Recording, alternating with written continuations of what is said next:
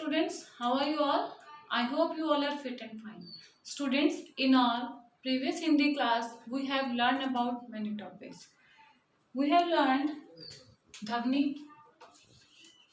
हमने याद किया ध्वनि के बारे में। ध्वनि क्या होता है? साउंड, जो हमारे मुंह से जो भी निकलता है, जो आवाज निकलती है, उसे हम ध्वनि कहते हैं। फिर हमने बात की बेटा वर्ण के बारे में। वर्ण क्या होते हैं?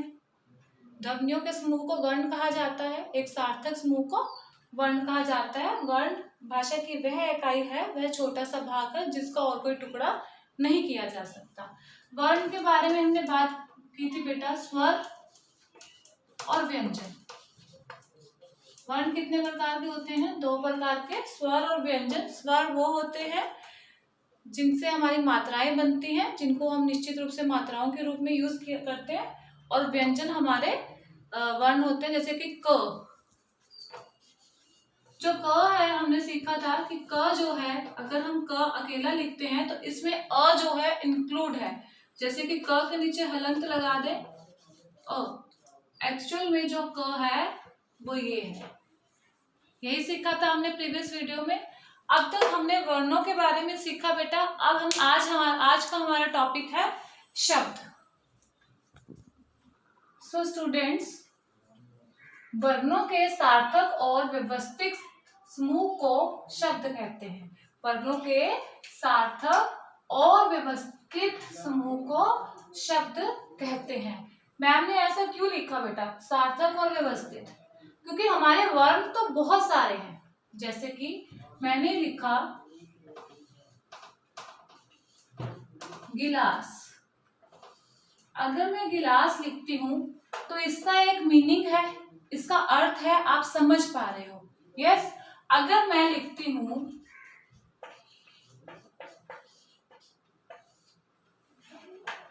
सलागी, सलागी, इसका कोई अर्थ बना, कोई मीनिंग बना जिसको आप समझ पा रहे हो?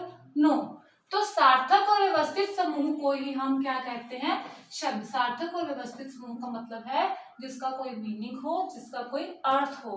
वर्ण तो हमारे बहुत सारे हैं, लेकिन वर्ण का बहुत सारे होने का मतलब ये नहीं है कि कोई भी वर्ण हम जोड़ दे तो वो शब्द बन जाएगा। नहीं, जिसका कोई मीनिंगफुल अर्थ निकले उसी को हम शब्द कहते हैं बेटा। आगे हम बात करेंगे कि शब्द हमारे कितने प्रकार के होते हैं। शब्द हमारे दो प्रकार के होते हैं। शब्द, आगे शब्द के दो प्रकार होते हैं। अर्थ के आधार पे शब्द दो प्रकार के होते हैं।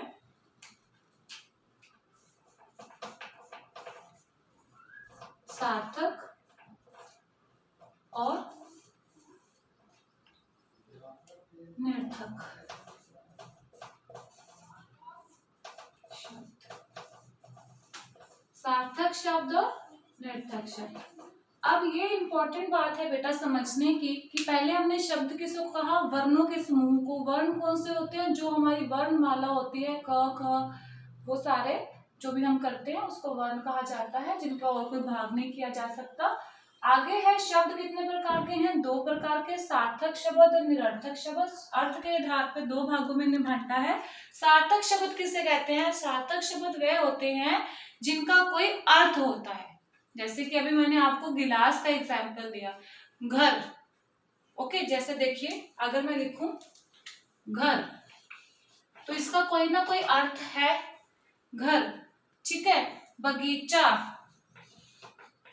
विद्यालय, पंखा, कमरा, इन सब का कोई ना कोई अर्थ है, किसी न किसी चीज का नाम है।